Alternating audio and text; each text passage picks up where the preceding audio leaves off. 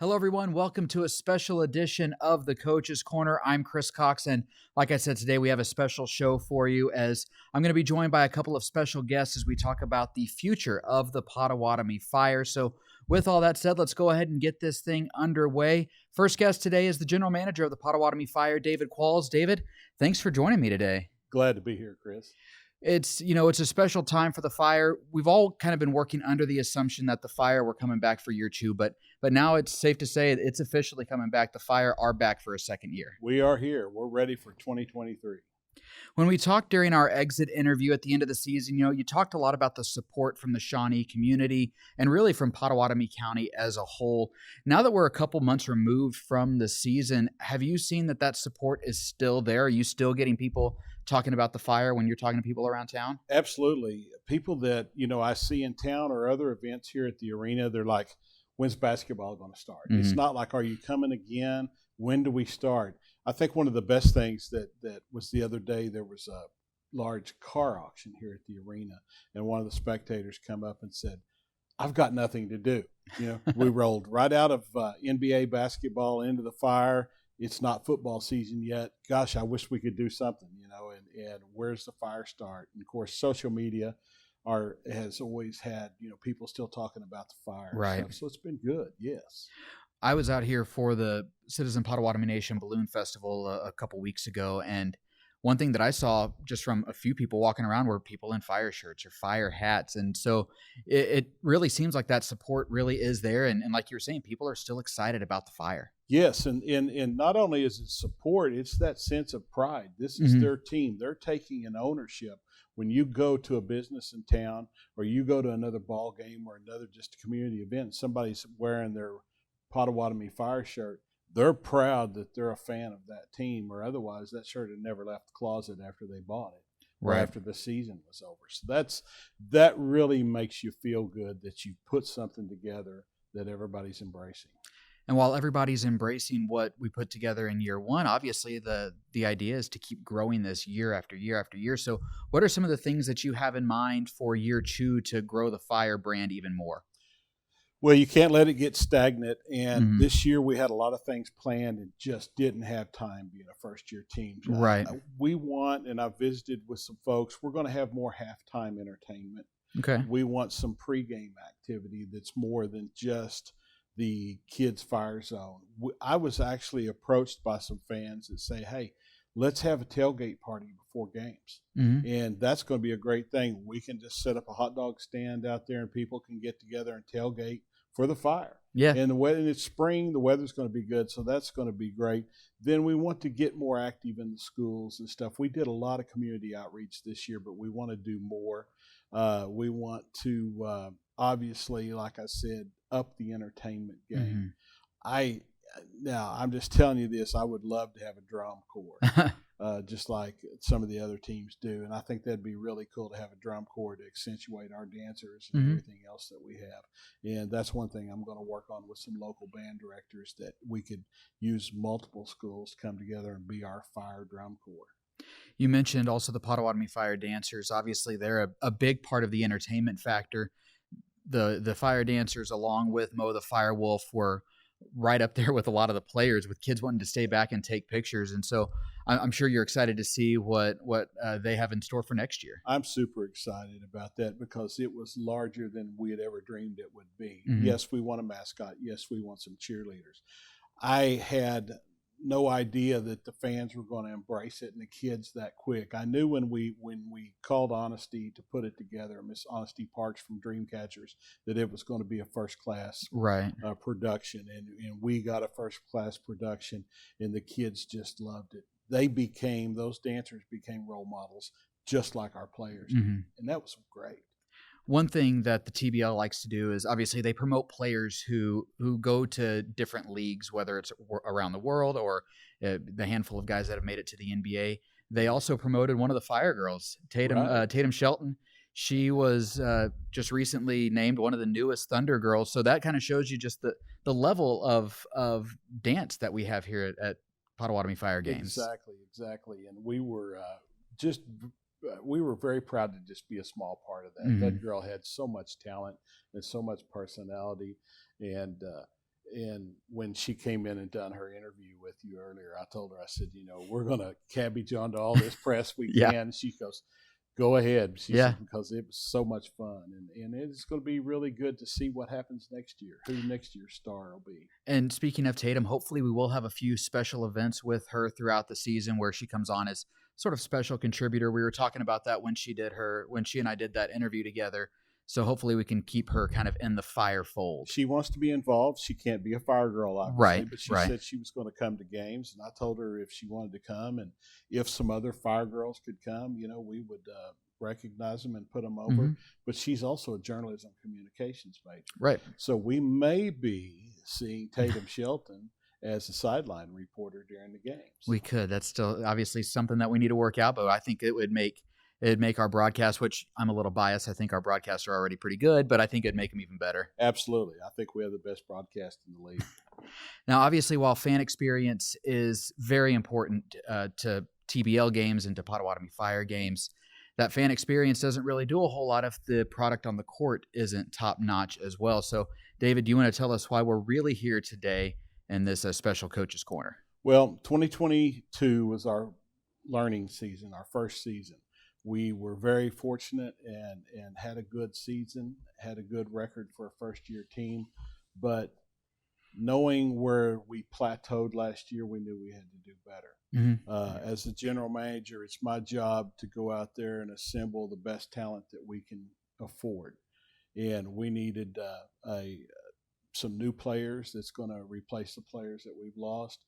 We need new direction. We need a new sense that take us to that next level of competition. I know everybody talks about next level. Everything has a next level. Mm-hmm. And the Central Conference of TBL has a next level. And we need to do that. We need to make some changes, and we need to enhance our program and our training and our facilities to get us to that level, to be the dominant force that we should have been this year. But that's what we've been working on in the offseason. And so with that, we have a new addition then to the Fire staff, and he's the new guy who's going to be leading the Fire into this 2023 season. New head coach of the Potawatomi Fire, Mark Danhoff. Yes. So, Mark, welcome to the show. Thank you very much. Appreciate it. Coach. Thanks, Dave. Chris, thank you. Absolutely. We're going to take a quick break. When I come back, I will continue my conversation with GM David Qualls. And then, of course, we are joined by the new head coach of the Potawatomi Fire, Mark Danhoff. You are listening to the Coach's Corner on the Potawatomi Fire Broadcast Network. Stained returns live in concert. Saturday, September 24th, Fire Lake Arena in Shawnee. Doors open at 6 p.m. Stained. We bought the bank in 1989. It was in trouble. Through those formidable years, the bank has grown. And so I think that we have a tremendous group right now. Real pleased with our employees, real pleased with the president of our bank. Combined with our ownership and their leadership, we're going to see the bank grow and all of the opportunities we have to serve our customers in additional ways. And as the younger generations come along, you pass it on, pass it forward. Welcome back to the special edition of the Coach's Corner. I'm Chris Cox, and I'm joined by Potawatomi Fire General Manager David Qualls and the new head coach of the Fire, Mark Danhoff. And, Coach, I know you've already been welcomed by a lot of people here in Shawnee and people with Citizen Potawatomi Nation, but I wanted to say welcome to the Fire as well. Well, thank you. It's an honor and a privilege to be here, and I would like to take a second just to thank Mr. Barrett, Ms. Capps, and Mr. Qualls here for giving me this opportunity. I'm really excited about what the future holds for the Fire. David, coming back to you really quick, you went through a coaching search this offseason. What was that coaching search like? I interviewed 3 solid candidates that had reached out that wanted to have an opportunity with Fire if an opportunity came open. And I had reviewed a couple of people from last year, and then I guess the biggest interview that we held was all season long when we played against Coach Danhoff's former team that he coached.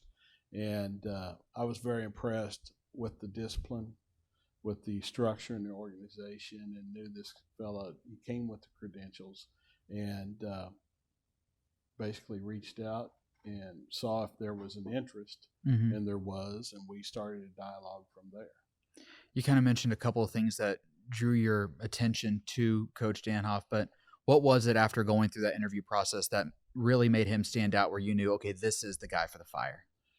Organization.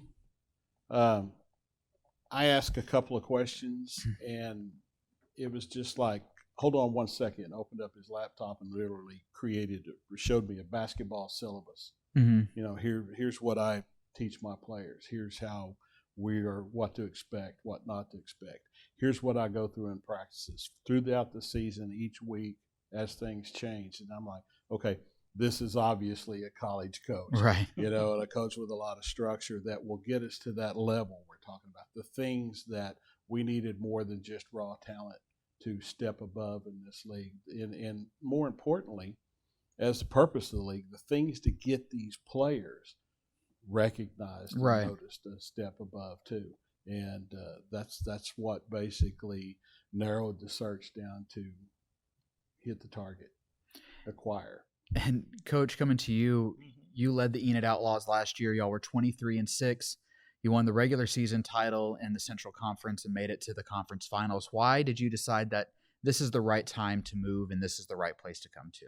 Yeah, in the coaching profession, I don't know if there's ever a right time or a wrong time to do something. But let me begin by saying how much I really enjoyed coaching that Enid basketball team. Great group of young men who really bought into our culture and the things that we wanted to accomplish, especially the relationships. They were a very tight group of young men who believed in each other and really wanted to succeed. Also, my wife and I had a great time getting to know the Enid Outlaw faithful. They were a terrific group of fans. We developed relationships with them, and they're just an outstanding group of people. When Dave reached out to me, I really didn't know what to expect. We had some conversations and some long conversations, and the more I had the opportunity to visit with him and visit with people in the Potawatomi leadership group, as well as some of the players, it became obvious that this is where I needed to be and wanted to be, and I was excited that David made the offer. What was it about the Potawatomi Fire that stood out to you? Wow, so many things, and I've told him this many times, and it's funny because he says, well, he was kind of watching me while I was kind of paying attention to the Potawatomi organization as well. But my wife also says I'm a people watcher, and I pay attention and I kind of observe. And that's kind of what I did all the way through the league, because I really wasn't familiar with TBL and just watched how things were run and things like that. But when it came to Potawatomi, from day one, whether they came to Enid or we came here to Shawnee, this was without a question a first-class organization. Everything was run top-notch. From greeting us when we came in to Dave wanting to know if I needed anything before the game, visiting with me, the media.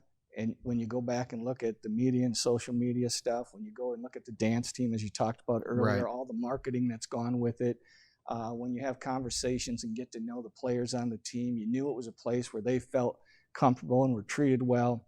And that really stood out to me, because it's important that, the guys who are out there really working hard day to day and trying to put out that product for the fans, they need to be treated right. And even when I came to watch a playoff game, the fans here were amazing. The way they, went out of their way to say hello and have conversation, and it felt like family before you even got here. Looking at your resume, you've obviously been a coach for a long time. You spent a lot of years in college before making the jump to TBL last year as the head coach for Enid. What have you noticed is the biggest difference between maybe coaching in college and coaching in TBL and coaching professional players? That's a great question, because coming in, I wasn't sure. I had made a lot of phone calls to a lot of guys I know that coach professionally, whether it's G League or in the NBA or, overseas, and just kind of had a lot of Zoom meetings with my guys overseas just to say, how are they going to react to this? What do I need to be? How do I need to treat them, act? Do you think my personality will be able to, interact with them, and will they accept it? And they're like, oh, you'll be great. Don't worry about it. So You know, I kind of went with it, and the key was just to be authentic and be genuine and be yourself, you know. Yeah. In terms of the game, you know, it's a longer game. The thing I found out right away was, you know, it's a numbers game, and sometimes it's not so much about who's who or who should be playing or who shouldn't be playing. A lot of times it comes down to numbers, and I'm always thankful that that's more of a side for David and the TMOs and the general managers.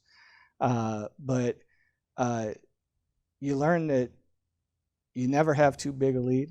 You're never too far behind, because in this league you can always come back. You learn how to use your timeouts more effectively, especially late, because you can move the ball up to half court. You have to make the adjustment of not being able to call timeout after you score to stop and get your defense set, and substitutions on free throws and things like that.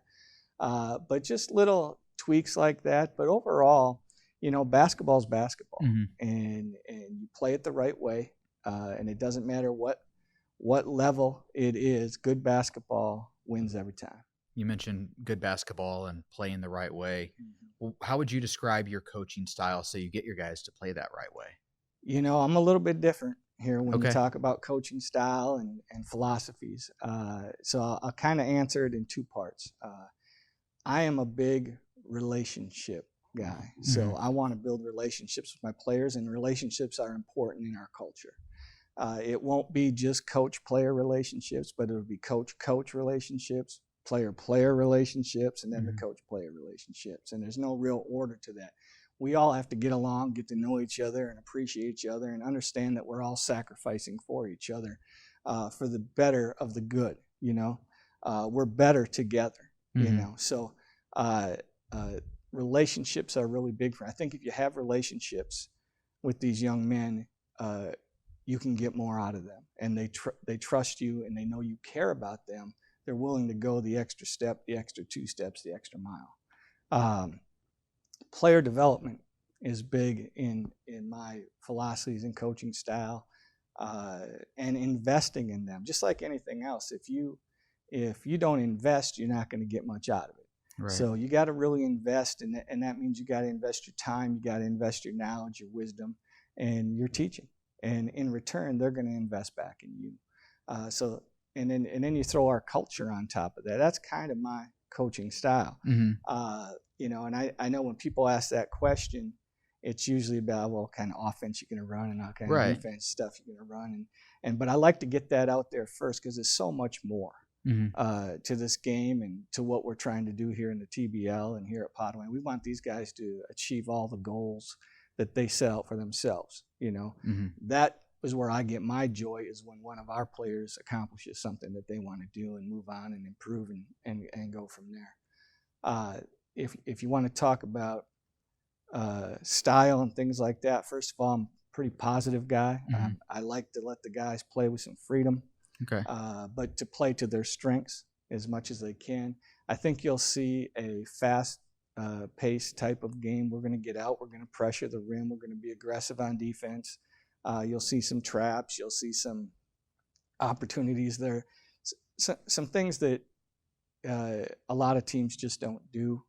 Just some little quirks that maybe can create a steal, create a deflection, get us out to go. But the big thing for me is we're going to play hard. We're going to defend and rebound. But on the offensive end, we're going to pressure the rim. We're going to share the basketball. I love to get touches. I want the ball to move from one side to the other to break defense down. It gets everybody involved. It's not stagnant. And we're relying on one type of thing, but we're getting ball. We may end up getting the same look we got before, but we're going to get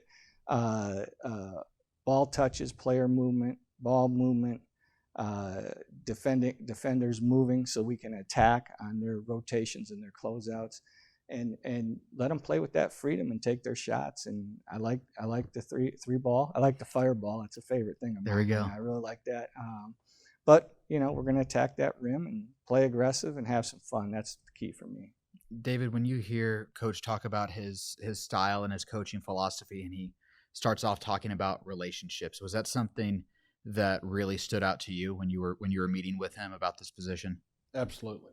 Absolutely. It was very obvious that he was close to his players, and his players had a lot of respect for him. And I had the opportunity to actually even speak with some of his current players, and they had the highest degree of respect for him and literally would go to war for him, and they did. And that's just a redeeming quality of Coach Danhoff. And Coach, we can talk about your resume and everything that you've accomplished all day long, but what do you think it's really going to take for the Fire to make that jump from a good team where they were last year to being a great team, one that's competing for a TBL championship? Because I know that is the ultimate goal here. Well, yeah, absolutely. And talking to all the Potawatomi players, talking to some of the Eden players that are interested in coming here, and some other guys outside of the two organizations, the number one thing they talk about is we want to win a championship. You know, we fell short. You know, we didn't accomplish all the things that we wanted to accomplish. You know, it's a really, really good question, because I really thought that Potawatomi was extremely talented last year, had a lot of really key pieces, and they had a really good year. So when you say to go from good to great, sometimes that's a matter of inches, right? You know? And maybe that's the addition of a player. Maybe that's just a offensive or defensive scheme or strategy that's just a little bit different that may give us an edge, or you know, anything that, whether it be playing at a faster pace, playing a different style defense, whatever it be. But I don't, you know, do I have those answers for you right now? I was thinking about that question earlier, and you know, I can talk about all those things, but what I need to do is this. What I can do is just be myself. And myself, you're going to find that I'm genuine, I'm authentic, and I think the players relate to that. I'm going to invest in them, which they'll in return invest in me. You may find someone that's going to work as hard, but my staff will outwork or work as hard as anybody that we face or could come across along the way. The key is just to continue to get to know these players, study these players, study their game, and find a way where I can put them together where individually and as a team they can find success. And does that make them great? You know, I don't know. I don't really know for sure how you define great, other than you win a championship. Only one team wins the last game of the season. Right. But what I do know is that if you invest in them and you work extremely hard and you get them to work extremely hard, the benefits outweigh the negatives, and they have a chance to really accomplish what they want as a team and as an individual. All right. Well, let's go ahead and take another break. When I come back, I'll talk with General Manager David Qualls and Head Coach Mark Danhoff about the team that they are starting to put together for this upcoming season. This is the Coach's Corner on the Potawatomi Fire Broadcast Network.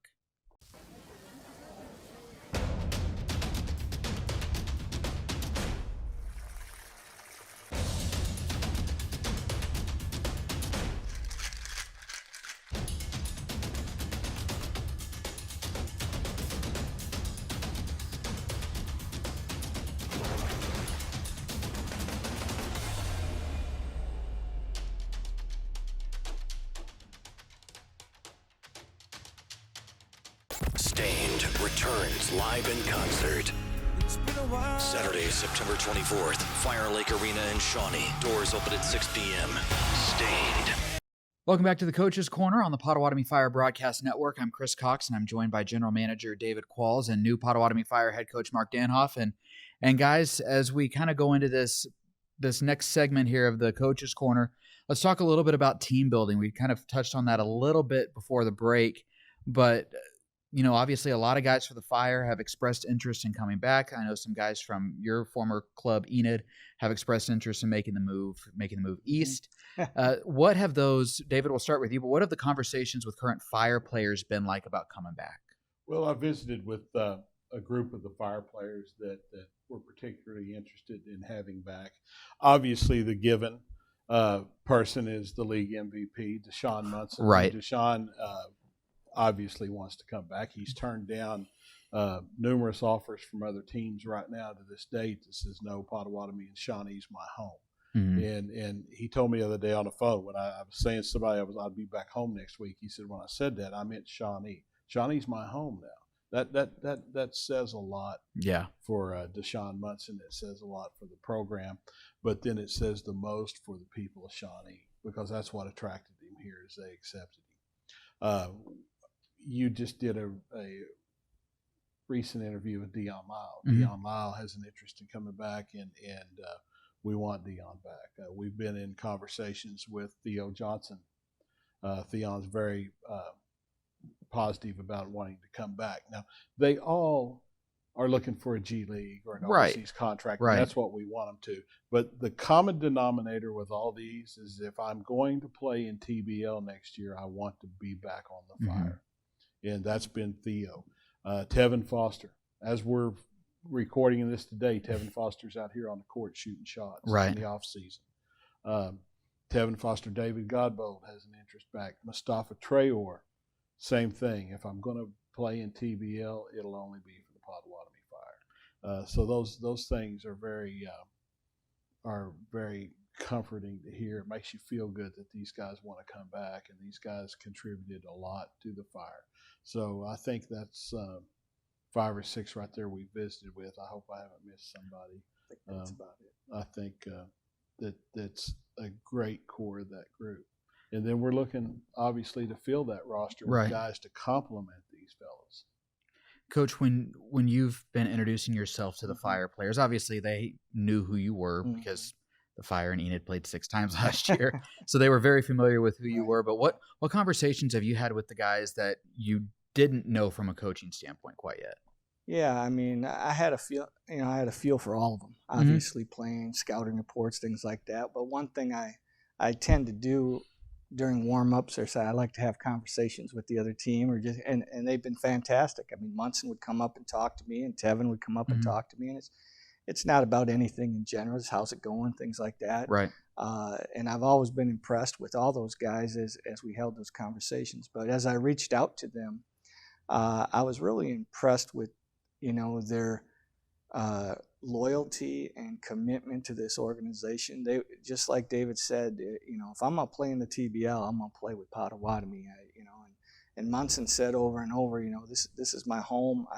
I can get offered more money to go play some other places overseas and things like that, but this is such a great organization and situation. Why would I leave? It's not worth leaving for $1,000. He said so. But the common denominator with all of them was unfinished business. Really wanted to be here in this organization. Loved being here. Felt treated very well, and loved the fans. Loved everything about the organization. And at the end of the day, they wanted to stick around and win a championship. I know you've also had a handful of your former Enid Outlaw players, specifically Chuck Guy, Ricky Artis, Kadavian Evans, Katie Moore. A lot of those guys have reached out to you about, like I said, making the move east. Yeah, absolutely. What have those conversations been like with them? Very similar. The thing is that both these teams and a lot of guys throughout the league, they know each other very well, and they have a high level of respect for each other. So they get excited about playing with each other and trying to accomplish something together. Obviously, 2 teams that finished in the top 3 of the conference last year. So when you start to mix a couple guys in each way, they start to get confident and feel like that improves the opportunity for that to happen. But they all come back with the same thing, we want to be somewhere where we're appreciated. We want to be somewhere where our TMO or our general manager takes care of us and makes sure that we have everything we need. And we're willing to lay it down on the line for them, and we want to play with those guys. We respect those guys. And if we all come together for one common goal, we had unfinished business as well. Right. And they say that exact word. We had unfinished business as well. And we want to win a championship. And if we come together, I think we got a great shot to do that. You mentioned the relationships that the players have with one another. And when you play a team 6 times, obviously things can get heated, things can get competitive, and they were. But I think one thing that was interesting was no matter how many times the Fire and the Outlaws played last year, after the game, they were still hugging each other. They were still shaking hands, which again, you play each other 6 times. That might not always happen with every team. No, and it doesn't. But there's a high level of respect Mm-hmm. amongst these guys. And every time we played, I think there was maybe twice where one team, won by a decent margin, but the rest of the time it was coming down to the wire. Right.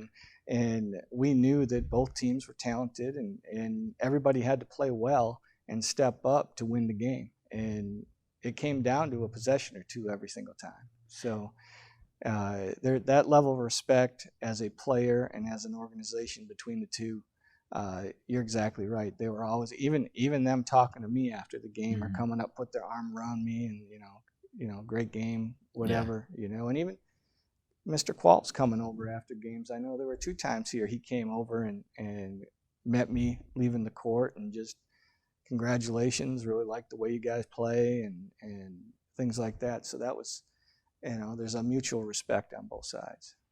With that said, and the players who have expressed interest in coming back for the Fire, guys who want to make the move over from Enid, there are obviously still going to be some holes to fill on the roster. So who else have y'all had your eye on? Anybody that's committed to the Fire? And either one of y'all can answer that question. Well, we named a large group of them right there who are very interested in being a part of the Fire. Right. What about outside of the organizations, sure. though? We've got, Dave's fielding calls every day, text messages every day. I'm doing the same thing. Well, as soon as Coach came on committed, we hit the ground, and we were out in Las Vegas at TBL Summer League looking at some talent.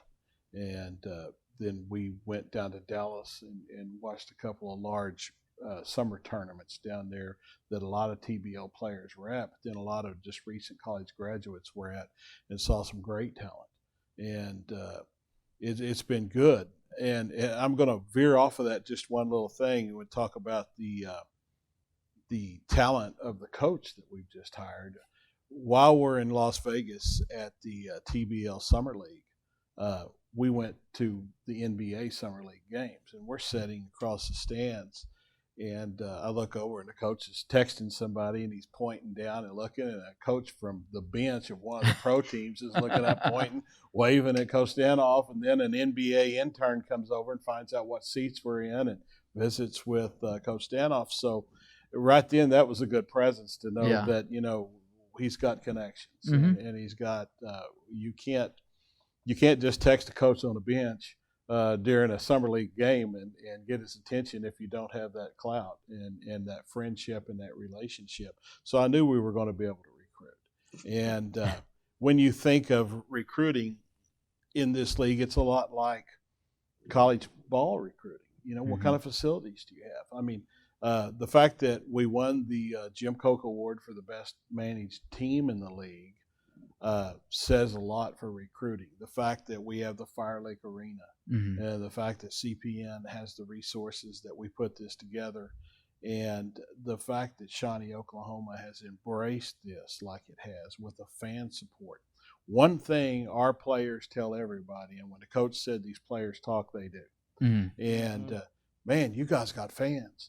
Man, you guys got this. Oh, I saw where y'all went to this school and did this and did that. Gee, you guys aren't having to rent a van and all of us pile in to go to the game, things like that. Everybody wants to be a part of that. And we can give them everything but a ring. And they have to earn that. But we're going to give them every tool to earn that ring. And when we're recruiting, that's what we talk to them about. Now, they have to be able to put in the time. I, as the general manager, know that good is the enemy of great. And when you come back and say, oh, we had a great season. No, we didn't have a great season. We had a good season. And then some people come in and say, we had a good season this year. What do we need to change? We don't need to change. We need to be a great season. Don't get lost in being good. Be great. And we want 12 guys on that bench that any of those 12 can start in their respective position in any team in this league. But they have one common goal. Whether I'm starting today or I'm subbing in, it's all about we want to win a championship and give a night's worth of entertainment to the fans who are lining up to get our autograph and get our pictures after the game. That's what we're selling in recruiting, and that's what's selling. And with that, I do know that y'all have already signed one player for a contract this year. Obviously, several other commitments, verbal commitments, like guys from MUNSON. I think Chuck Guy and Ricky have all verbally committed to playing here, and other Fire guys that we mentioned. But Terry, TJ Maston, he has signed a contract. He will be a member of the Fire next year, assuming he doesn't get a deal overseas or somewhere else, because I know there are outs in all of those TBL contracts. Absolutely. But what is, Coach, what does Terry, or TJ, I guess is what he goes by, and we'll get that right before the start of the season, what does he bring to the table as a basketball player? Well, Terry, if people don't realize this, Terry was like the top or one of the top rebounders in the Big 12 when he played at Baylor. He brings strong athletic strength. He is physical. He's got great hands and feet. He's got really good touch around the basket. He creates good angles. Catch the ball on the run. He finds the open area. He goes to the glass. And he can stretch the floor. He shot 50% from the three-point range last year. He's a good mid-range shooter, but he's got just so many intangibles that will fit so nicely in the things that we'll do offensively that he'll have an opportunity to really, take his game to another level. Yeah, you mentioned his rebounding. That was one thing when I was watching some of his highlights and everything from last season with Dallas, that he did really well, because he's not necessarily the tallest guy. He's 6'8", 6'9", but he is strong. He averaged over 7 rebounds a game, and he really just seems to have a knack for finding the ball.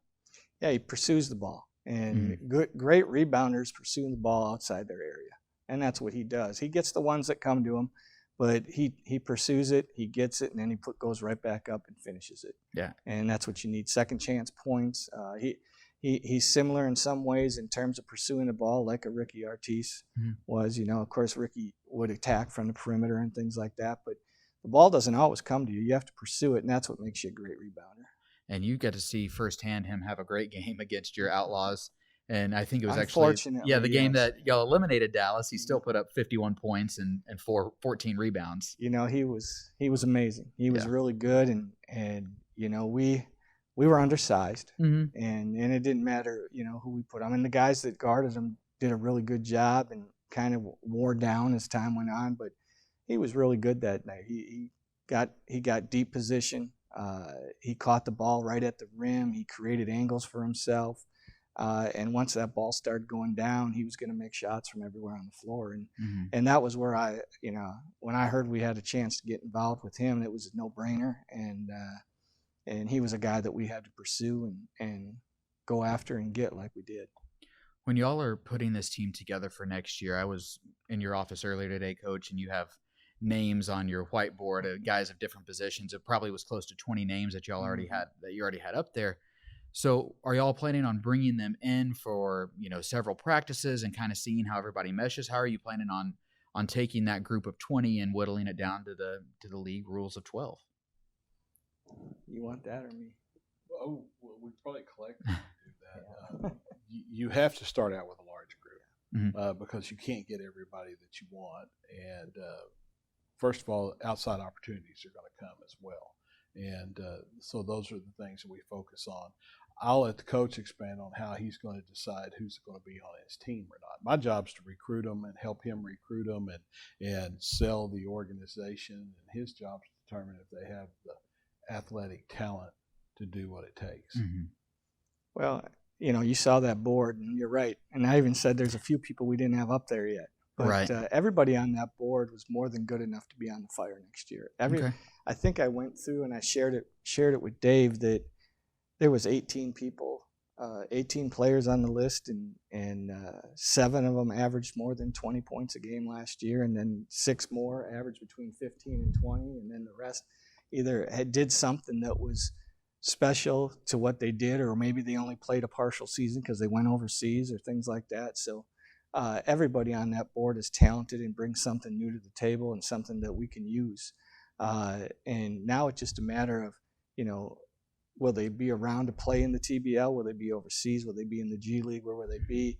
How do they fit with what we're trying to do offensively and defensively and everything? And then, like I said, it becomes a numbers game, which is not one of my favorite parts of the professional ball, but it's just the way it is. And do they want to?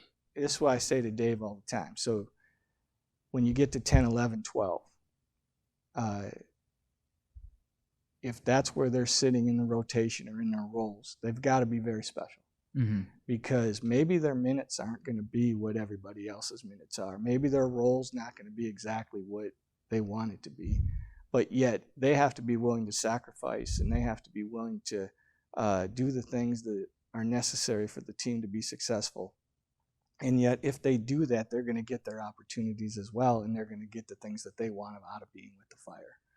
How as a coach do you figure that out about a player? Do you pinpoint that mentality? Because like you said, everybody that y'all bring in will probably be good enough to play for the Fire and probably would have been good enough last year. So how do you find that mentality to make sure, okay, they fit what we're trying to do here? Yeah, I mean, you have to look at the things that you're trying to do offensively and defensively, and where do they fit, and do we have enough pieces in each position? And that's where I'm really big on versatility. Mm-hmm. I like guys that can play 2 and 3 positions because it allows you to take advantage of some things with some mismatches. It allows you to play multiple people in different areas where maybe we need to go big for the next time out. Let's go big and see how it works for us. Maybe we need to go small, which you saw us do a lot last year. Right. And it worked well for us. You know, maybe we got to go more shooters. Maybe we got to have more rebounders, whatever it may be. So it's where it all fits for us. It's who can accept their role. You know, here's what I told everybody I spoke to, from whether you were from Potawatomi, Enid, or Dallas, or whoever we talked to. I'm looking for guys that are going to play hard Mm-hmm. all the time, every possession. I don't want guys that are going to take plays off. I'm looking for guys that are committed to team over self. I want guys who are willing to sacrifice and who are professional.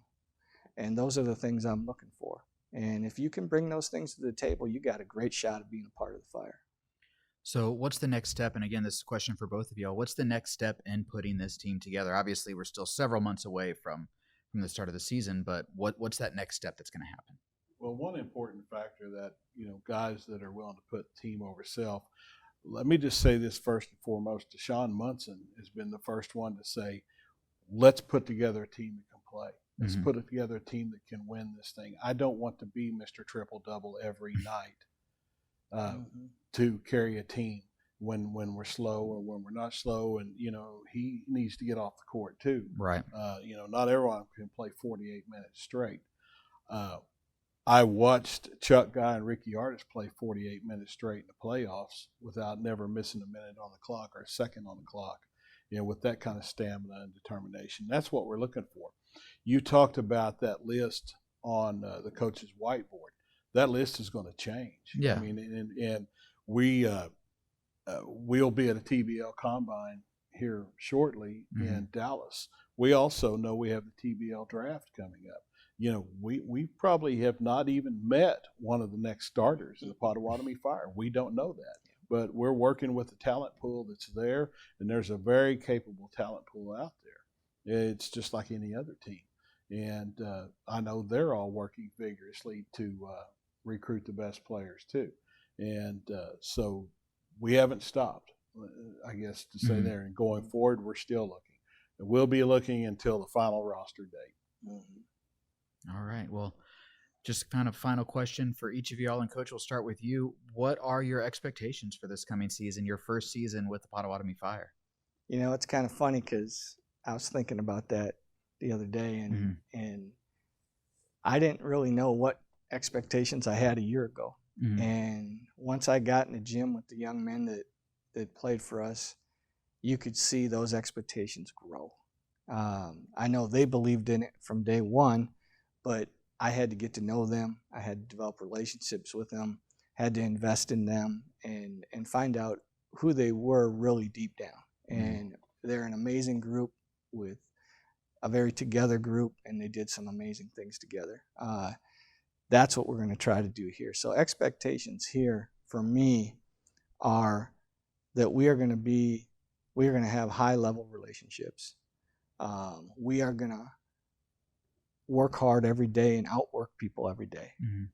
We are going to sacrifice some of the things that we may want individually for the team. And if we do that, in turn, we will get out of it what we want individually. Mm-hmm.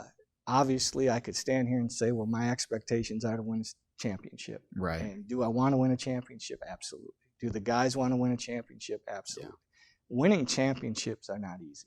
Mm-hmm. You know, you have to show up every day. You have to be focused. You have to be professional. You have to work hard. You have to sacrifice, and you got to be committed, and you must buy in completely to the culture and what we're trying to do here. And if we can get guys to buy in, and when you hear your guys talking the culture, you know you're there. Mm-hmm. You know you're going in the right direction. So my expectations are to play to the best of our ability every day and to work as hard as we can every day and take no days off. Where that leads us to, hopefully a championship. And if not, we're gonna, you know, I don't want to die trying, but we're gonna give it everything we got to give us that opportunity. And David, same question to you. Well, from a business standpoint, my expectations is to grow our sponsorships, grow our support for the teams, grow our attendance and our fans, grow the entertainment value, as we talked about earlier, to create a even larger, well-rounded expectation from the fans, and all that works together. And then from a competition standpoint, I'm going to show my age. I remember one year the Houston Oilers had a head coach named O.A. Bum Phillips. And Bum Phillips said one statement about the next season. He says, well, this year we knocked on the door. Next year we're just going to kick it in. And that's exactly the tenacity that I expect from the Potawatomi Fire next year, is that let's get through March, April, and May, because we're waiting on June to win a championship. All right. Well, I know I'm excited for this year and everything that's in store for the Fire, and I'm sure the Shawnee community is as well. And thank you all very much for joining me today. I appreciate your time. Thank you. Chris. Appreciate it. Thank you, fans. I also want to give a special thank you and a special shout out to Braden Edwards, Justin Woolard, and Amy Nolan for all their hard work and help behind the scenes. None of this would be possible without them. That will do it for us today in this special edition of the Potawatomi Fire Coaches Corner. Be sure to stay up to date with all Potawatomi Fire information by visiting the website, PotawatomiFire.com. Also, you can find us on social media, on Twitter, Instagram, and Facebook. And that's where we'll be posting all the latest news and information for the Fire. I'll be back throughout the offseason as we continue some of these special interview shows with other players, with probably Coach Dan Hoff again and General Manager David Qualls as well throughout the offseason. That's going to do it for us today. I'm Chris Cox. Thanks again for listening. And again, be sure to follow us on social media and online for the latest news and information as we get set for the start of the 2023 Potawatomi Fire season. This is the Potawatomi Fire Coaches Corner on the Potawatomi Fire Broadcast Network.